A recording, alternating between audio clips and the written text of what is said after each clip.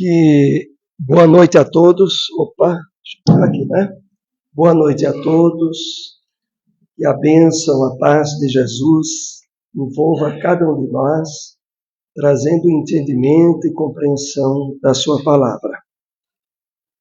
Nós estamos aqui para, na próxima sexta-feira, iniciarmos o grupo de estudos do NEP. Aproveitando aqui o anúncio importante da evangelização infantil que o Edson trouxe. Então, tem mais um grupo de estudos iniciando a partir da próxima sexta, 8h da noite. O NEP é o Núcleo de Estudos e Pesquisas do Evangelho. Ele tem por objetivo o estudo aprofundado, a compreensão espiritual dos textos da Bíblia. E nós estaremos iniciando com o estudo do Evangelho de João. Então, a partir da próxima sexta, a inscrição se encontra no Facebook da AME. Aqui nós também trouxemos um papel só para a pessoa colocar o telefone e o nome se encontra na secretaria da AME, para que nós também façamos a inscrição. Nós trouxemos aqui um trecho de uma mensagem do Espírito Emmanuel, que está no livro Caminho, Verdade e Vida, capítulo 176, para fazermos aqui uma rápida reflexão e iniciarmos a nossa palestra. Então, no capítulo 176, no livro Caminho, Verdade e Vida, Emmanuel nos diz o seguinte: é indispensável romper as alianças da queda e assinar o pacto de redenção. Então, nós vamos analisar um pouco essa frase extraída dessa mensagem de Emmanuel. É indispensável romper as alianças da queda. Alianças da queda, Emmanuel se refere a todas as experiências desequilibradas e infelizes que tivemos no passado, que estabeleceram hábitos e condicionamentos e que muitas vezes repontam na nossa existência atual. Então, romper as alianças de queda, para que isso aconteça, é necessário que nós estabeleçamos todo um conjunto de hábitos novos, de reflexões com base no Evangelho de Jesus, que vá substituindo os condicionamentos de desequilíbrio que cultivamos ao longo de várias encarnações. Mas em seguida, Emmanuel diz: e assinar o pacto de redenção.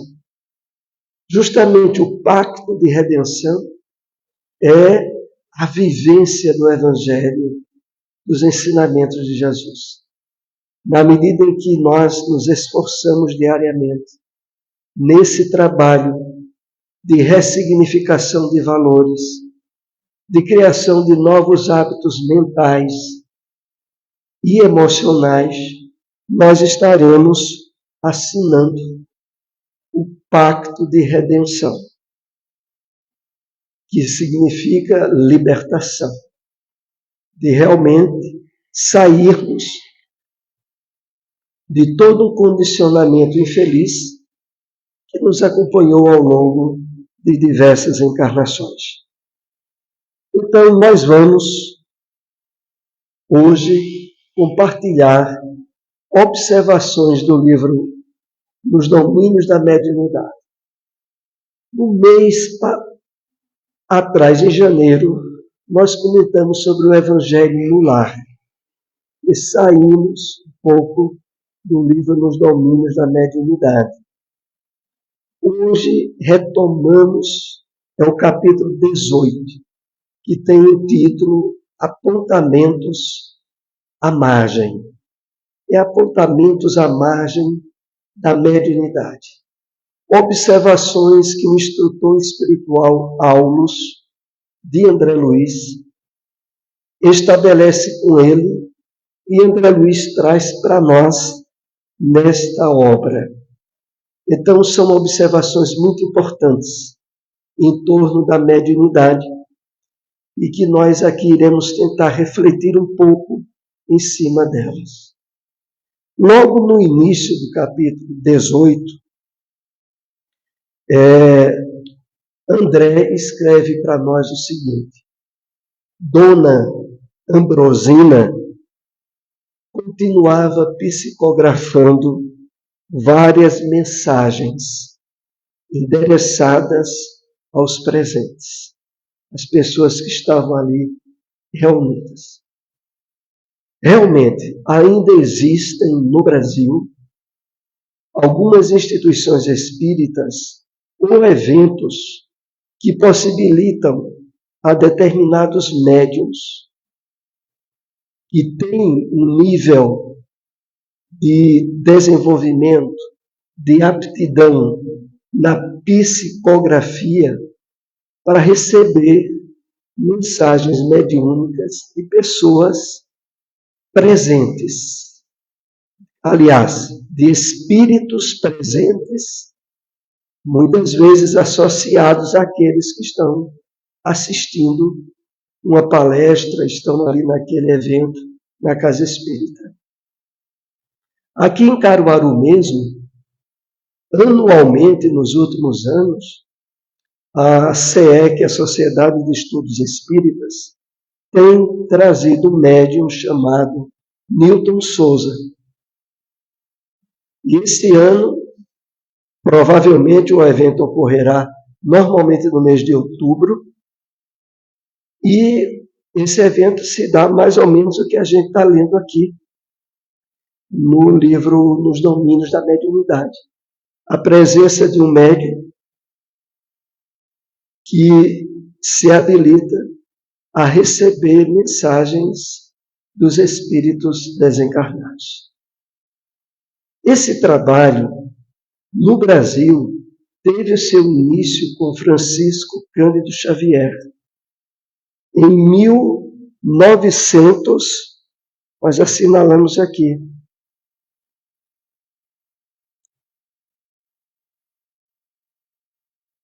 em 1941,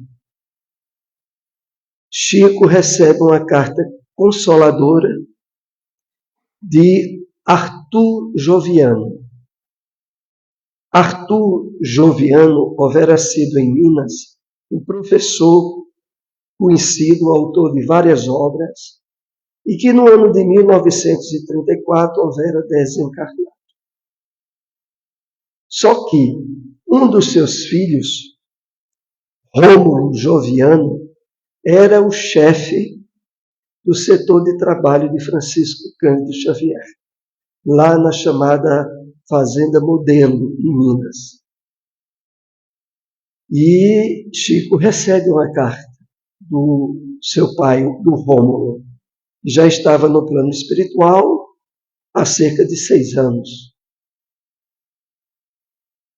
Depois, no ano de 1959, Chico sai da cidade de Pedro Leopoldo, vai morar em Uberaba, aonde o trabalho de psicografia e de cartas consoladoras ganha um nível de grande intensidade.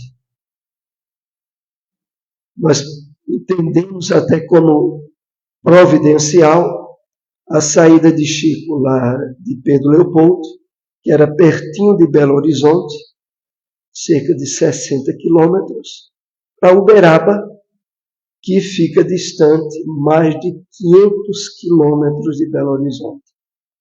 É lá no interior de Minas, é uma distância semelhante a aqui e Petrolina. É longe. Mesmo com essa distância, muitas pessoas de vários estados se deslocavam até Uberaba para participar de reuniões mediúnicas aliás, de reuniões públicas com Chico, aonde ele recebia cartas psicografadas. Mesmo após a desencarnação de Chico, no ano de 2001, ele teve vários trabalhadores que há alguns anos estavam ligados à atividade mediúnica da Casa da Prece, onde Chico trabalhava, e passaram também a receber cartas. Então, o que ocorreu? Mesmo depois do retorno de Chico ao mundo espiritual, caravanas de espíritas de São Paulo, de vários estados, ainda iam até Minas, para participar de reuniões públicas onde tinha um trabalho de psicografia. Entre outros médios que passou a ter o trabalho lá em Minas, tem Carlos Bacelli. Teve também outro médio lá, é o médio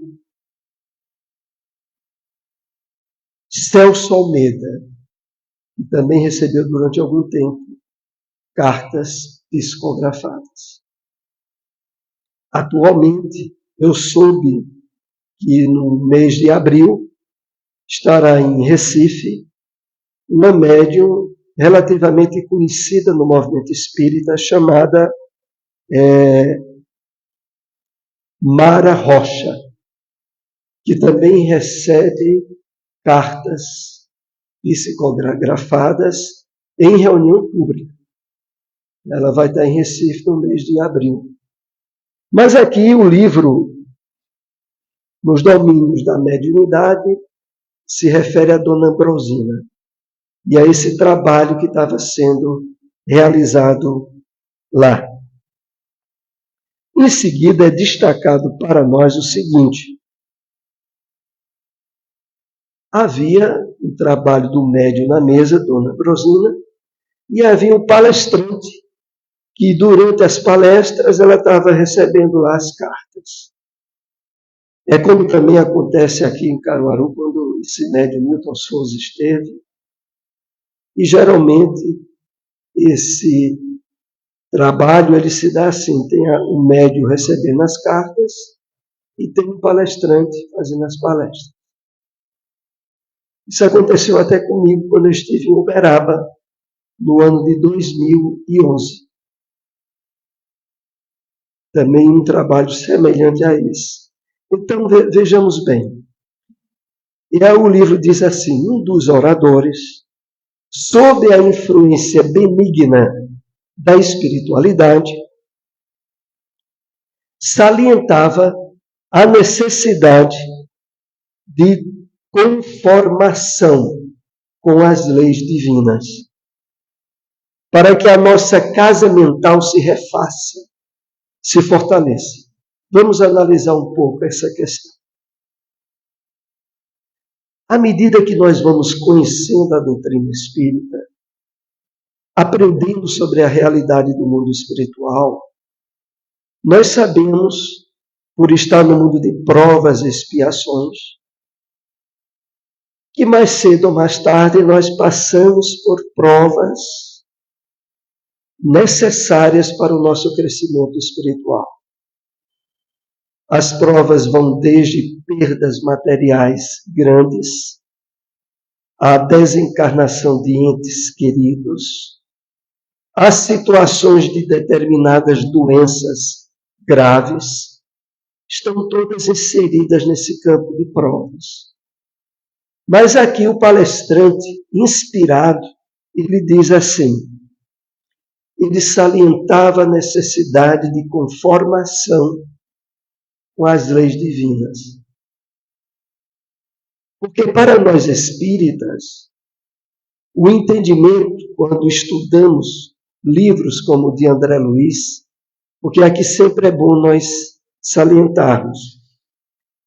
O primeiro ponto importante para conhecer o Espiritismo é o Livro dos Espíritos. O segundo é o Evangelho segundo o Espiritismo, que é a obra básica. Depois vem o Livro dos Médiuns. Mais adiante o livro O Céu e o Inferno.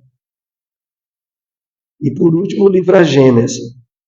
Inclusive o livro O Céu e o Inferno, esse ano completa 150 anos de publicação. E durante o carnaval, aqui na AME, nós iremos ter um evento que anualmente ocorre do SEAG, que é o Conselho Municipal de Espiritismo de Caruaru. Então, esse ano, o carnaval vai ser dia 2, 3 e 4 de março. De 2h30 às 4h30 da tarde, nós teremos as palestras, os seminários aqui na AME. A entrada é franca, todos são convidados. Então, quem durante o carnaval fica em Caruaru, estejam aqui participando do SEAG.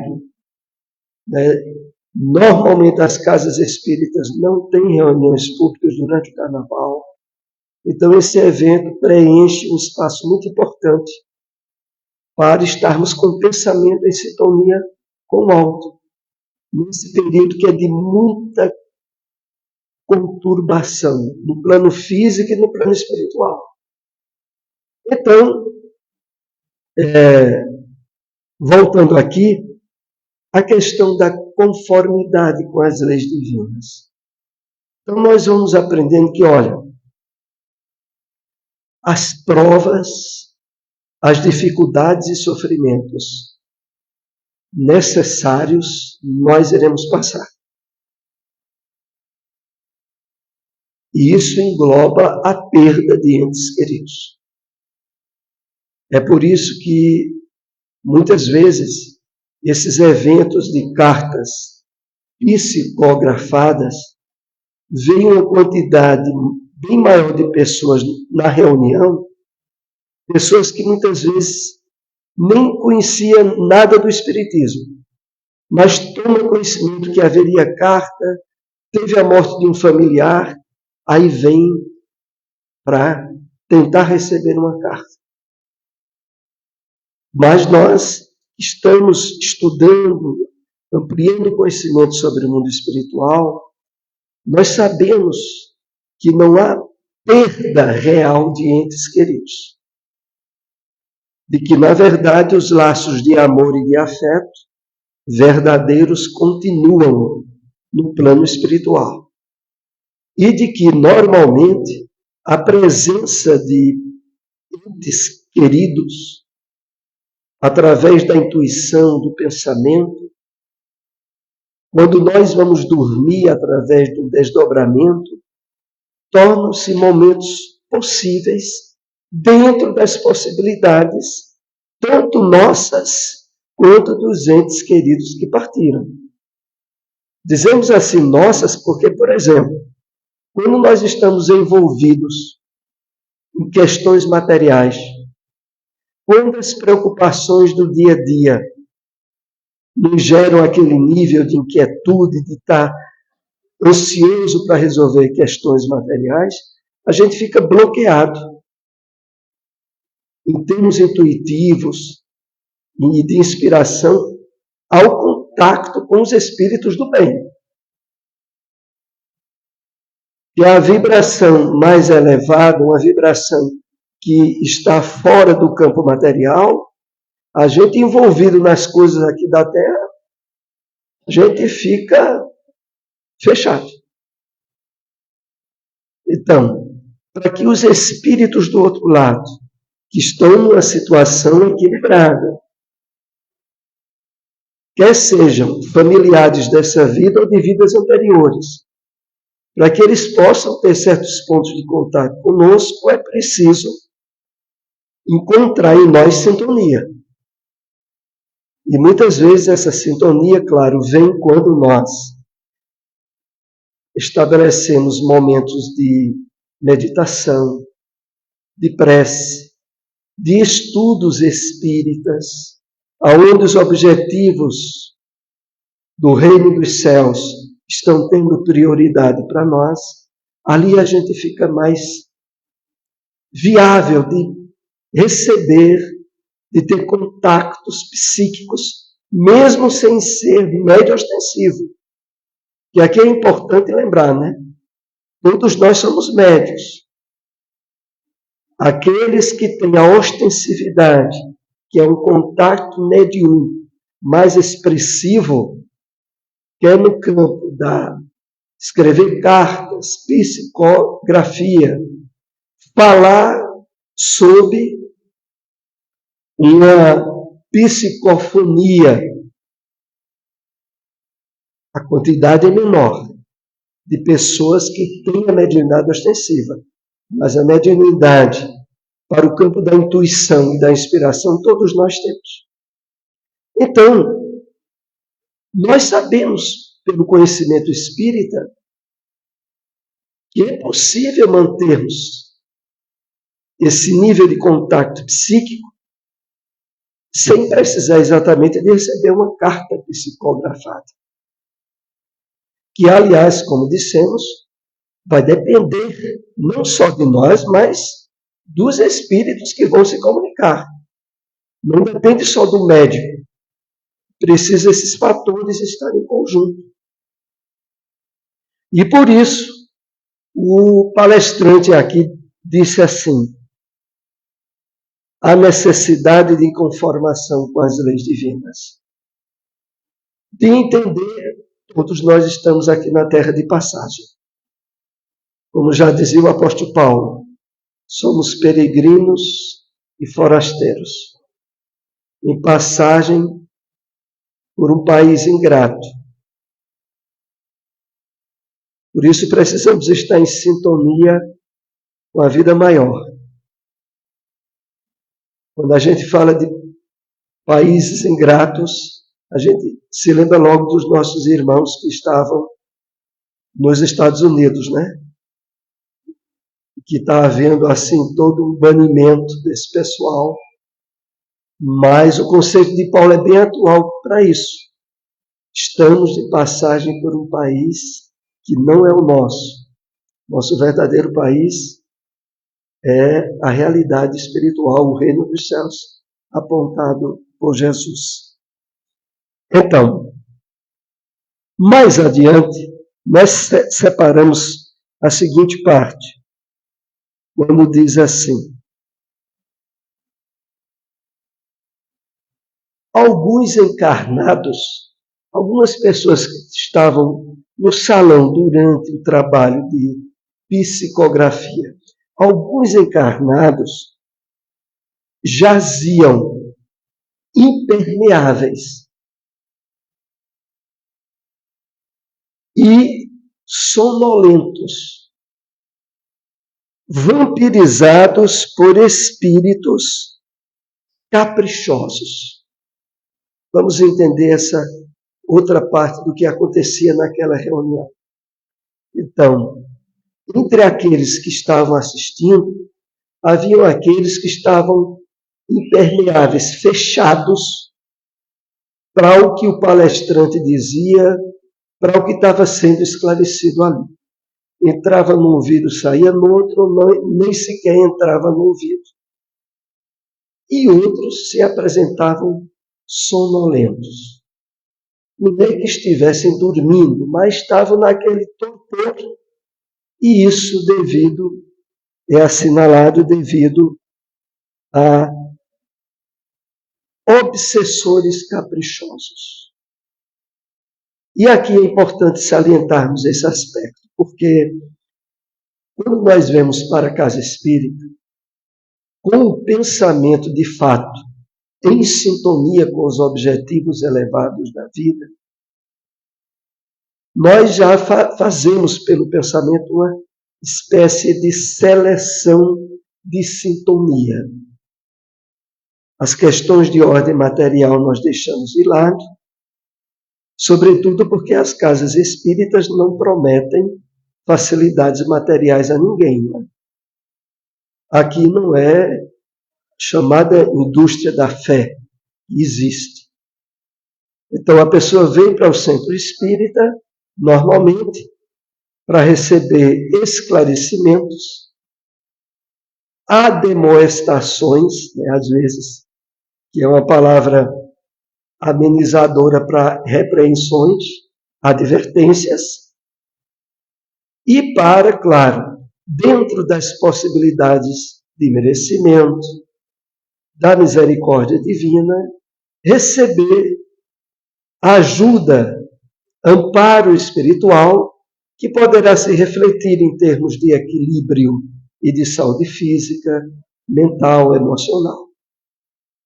Então, vem para a casa espírita com objetivos elevados.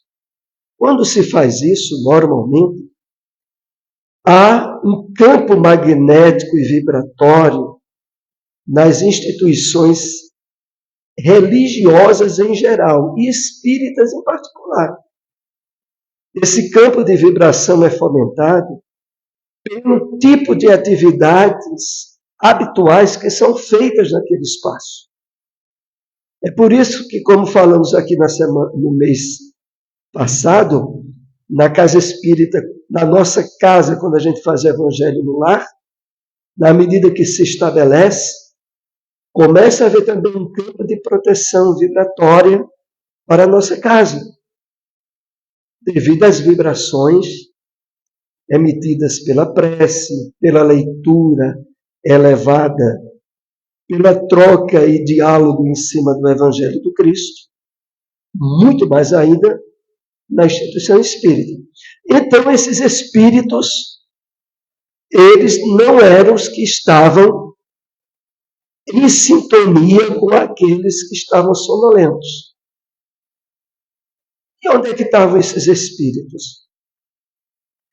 Há um livro da série Vida no Mundo Espiritual de André Luiz, o livro Ação e Reação.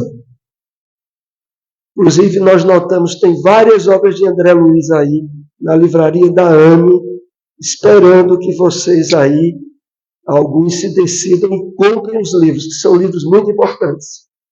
Então, ação e reação. Há logo no começo do livro uma parte aonde,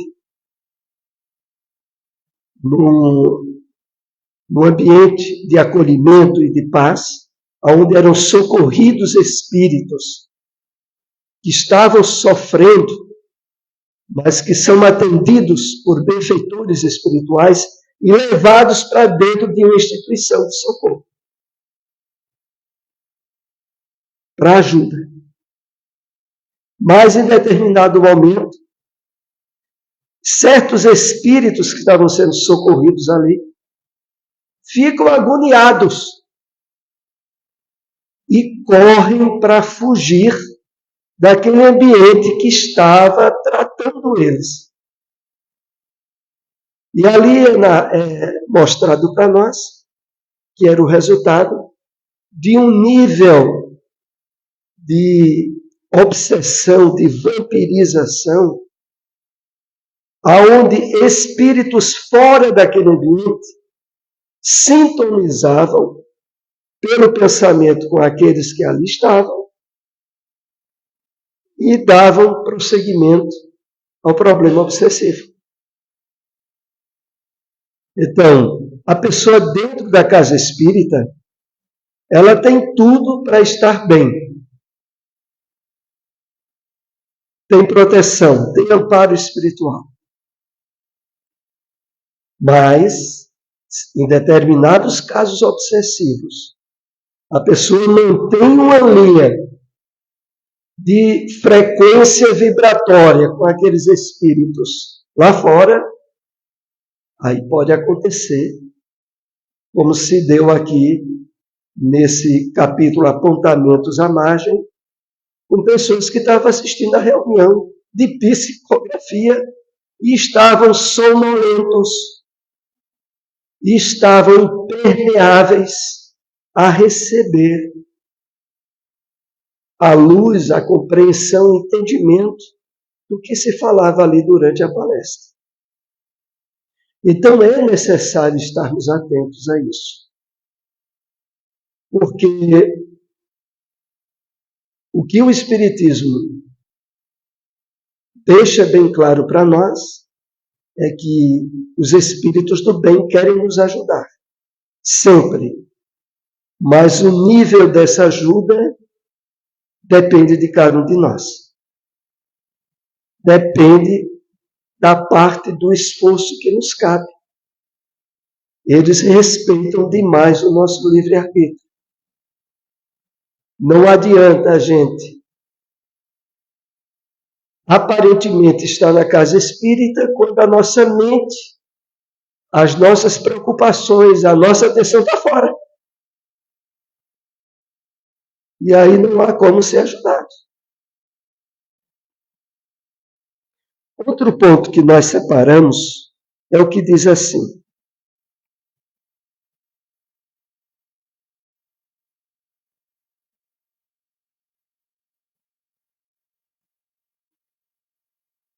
não te esqueças do impositivo da cooperação. O instrutor Aulus diz a André Luiz isso. Não te esqueças do impositivo da cooperação. Os pretensos mortos precisam amparar os companheiros em estágio na matéria densa.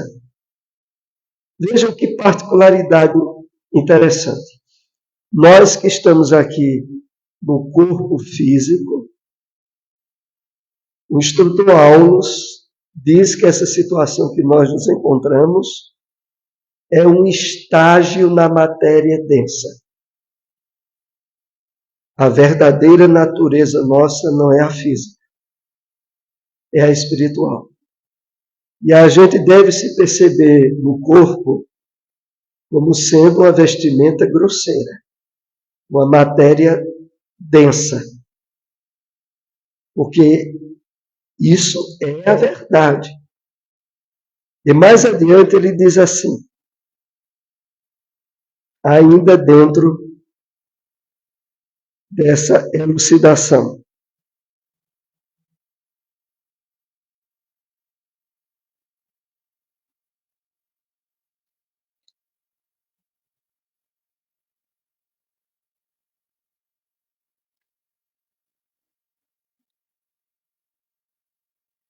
A mediunidade de hoje é, na essência, a profecia das religiões de todos os tempos.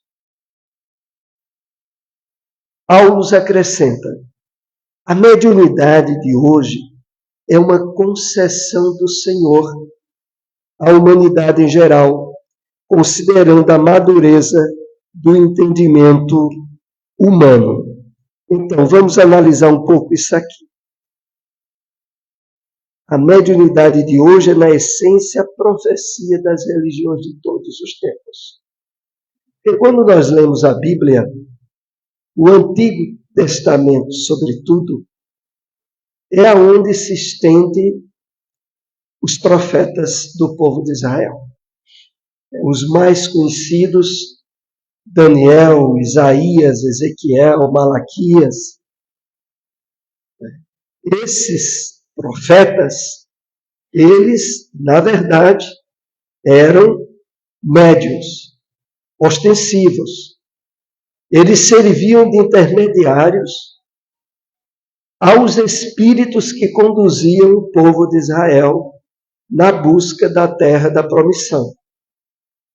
Terra da promissão, que depois nós aprendemos, Jesus configurou ela com um novo nome, Reino dos Céus. A terra da promissão que o povo de Israel, através dos profetas, estiveram sempre em busca, em essência apontava para aquilo que estava e está dentro de cada um de nós. O reino dos céus começa dentro de nós. Mas aí o que é mais importante, inclusive o capítulo Apontamentos à Margem destaca, ele diz assim, Jesus nos reaparece em sua verdadeira feição de redentor da alma humana. E ele se utilizou da mediunidade para acender a luz da sua doutrina de amor. além de surgir em colóquio com Moisés, materializado no Tabor, ele mesmo é o grande ressuscitado. E aqui nós vamos fazer uma rápida análise de como a doutrina espírita entende esses termos bíblicos, que às vezes pode se parecer contraditório com o que nós aprendemos sobre reencarnação. Mas na verdade não é. Voltando ao que nós lemos. Jesus nos reaparece em sua verdadeira feição de redentor da alma humana. Redentor da alma humana? Como assim? Redentor é sinônimo de libertador. E o objetivo, em essência, do Evangelho do Cristo é libertar o homem das ilusões da matéria. É fazer com que cada um de nós se tornasse consciente da sua verdadeira natureza, a espiritual. Esse trabalho de superação das ilusões do corpo, da ilusão do materialismo, é o verdadeiro trabalho de libertação, de redenção do espírito humano, que esteve preso e ainda se encontra em grande número aquilo que hoje é enfocado como materialismo, como imediatismo. Então, a doutrina espírita deixa bem claro, ela entende Jesus como o redentor da alma humana. Outro ponto importante aqui é quando diz assim: além de surgir em colóquio, em conversação com Moisés, materializado no Tabor, ele mesmo é o grande ressuscitado. Então, Jesus é o grande ressuscitado. E muitas pessoas que não têm tido ainda um entendimento espírita sobre isso, pensam assim, mas Jesus ressuscitou. Mas vocês espíritas acreditam em reencarnação e não em ressuscitação. Ora, utilizando as próprias palavras registradas na Bíblia, nós encontramos o esclarecimento sobre essa questão. Que o apóstolo Paulo, na primeira carta aos Coríntios, no capítulo 15, ele faz uma pergunta para em seguida dar a resposta. Ele diz assim: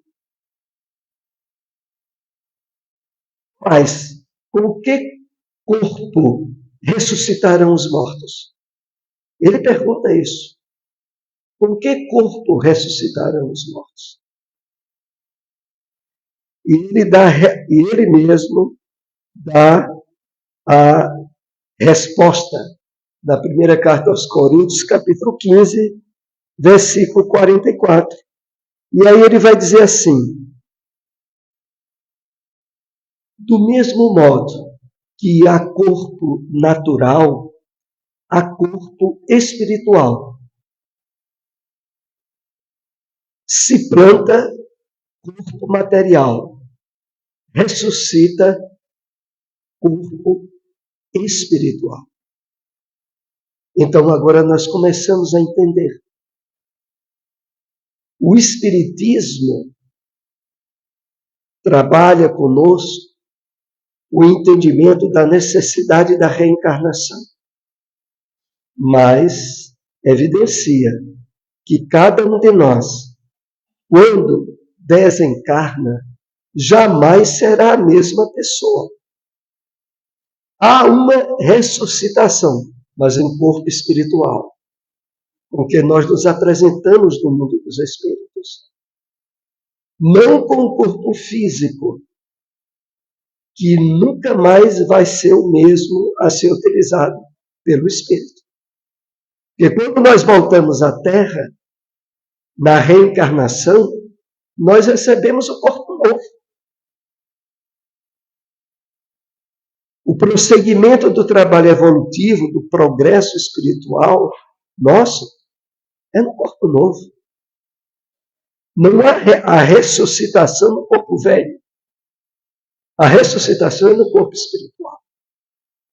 Então, de fato, em relação a isso, ainda há uma passagem bíblica que é preciso esclarecermos, porque ela diz assim: mas e a ressurreição do último dia? Que a Bíblia fala muito numa ressurreição do último dia. Aonde? Como se dará? Ora, essa ressurreição do último dia é aquela que o apóstolo Paulo, em uma de suas cartas, diz assim: não julgo que já obtive, mas uma coisa faço, é esquecendo as coisas que para trás ficam, busco aquelas que estão diante de mim. Paulo se referia à ressurreição da qual Jesus é o maior exemplo para todos nós. É aquela na qual o Espírito não precisa mais reencarnar. Essa é a ressurreição dos últimos dias. Quando atingimos um nível, patamar de conquistas espirituais, que ainda vai levar muito tempo, de não precisarmos mais reencarnar em corpos perecíveis, aí teremos a ressurreição dos últimos dias. Então é essa que no entendimento da doutrina espírita fica bem esclarecido o que se encontra lá na Bíblia. Que, aliás, Paulo já dizia muito bem, a letra mata, o espírito vivifica. É preciso compreender os textos bíblicos à luz da doutrina espírita, à luz da percepção espiritual da vida. Porque se não for assim, a pessoa vai achar que a Bíblia é um livro cheio de erros. Alguns vão dizer erros de traduções, outros vão dizer que há conflitos mesmo. Mas pelo que temos percebido, principalmente pelos estudos que o Espírito Emmanuel realiza, todos os erros vêm da não utilização do entendimento espiritual das passagens bíblicas. Tem uma aqui que eu me lembro, rapidamente, não poderia deixar de me referir, é quando a Bíblia deixa bem claro, ele conversava com Deus face a face. E aí uma leitura sem aprofundamento. Um livro diz que Moisés conversava face a face. Aí vem João depois dizer que ninguém jamais viu a Deus. O Espírito guia do povo de Israel, que para Moisés era como um Deus, mas não era o Deus Pai Criador de todos nós. Aquele a que João se refere. Então, se quisermos, de fato, ter esse contato de aprofundamento espiritual, é preciso extrair o espírito da letra.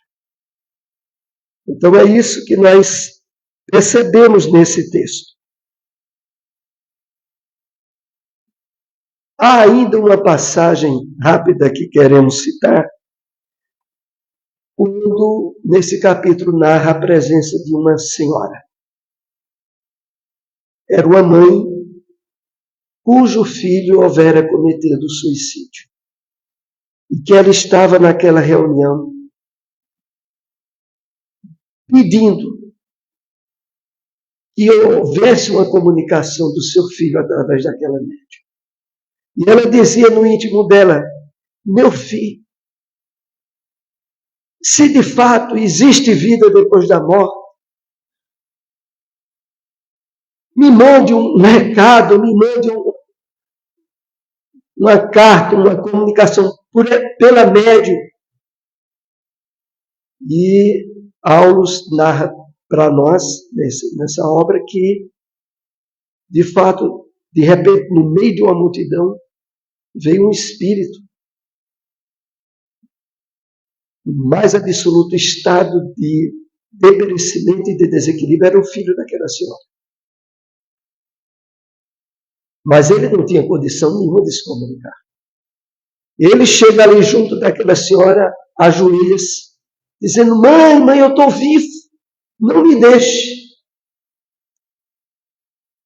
E Aulus diz que aquela senhora apenas pôde perceber a presença do filho através de certa angústia no seu coração, no seu íntimo, quando o filho se aproximou.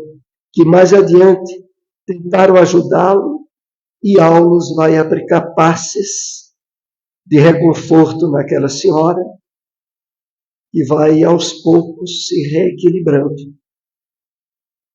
Então, é claro que é um fato, inclusive na semana passada houve uma palestra aqui de Edson sobre o livro Memórias de um Suicida, né?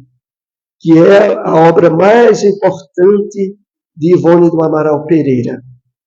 E que, segundo Emmanuel, é a obra mediúnica do século.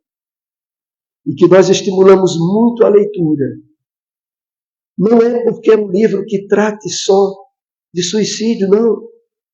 É um livro que trata de reencarnação, de lei de causa e efeito, de misericórdia e de perdão. É um verdadeiro tratado da doutrina espírita, que foi coordenado pelo espírito Leon Denis. Quem recebeu o espírito e trouxe o livro para Joana foi Camilo. Ivone o psicografou, mas teve uma assistência de Leon Denis, que trouxe os aspectos doutrinários ao longo do livro. Então deixamos a referência, porque é muito importante. Nós vivemos um período de grande conturbação social, econômica, política, em todas as áreas.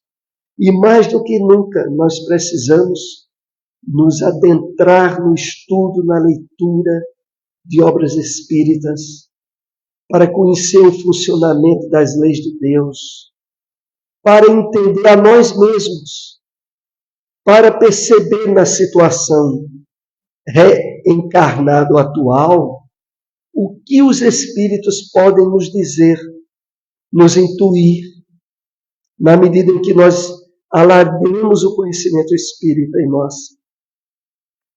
Vamos, assim, facilitando a entender a nós mesmos. E os livros de André Luiz, que nós citamos aqui, como até o de Ivone, eles vão trazer um painel de situações onde nós podemos perceber advertências para nós. A gente começa a extrair ali lições para se aplicar à nossa vida.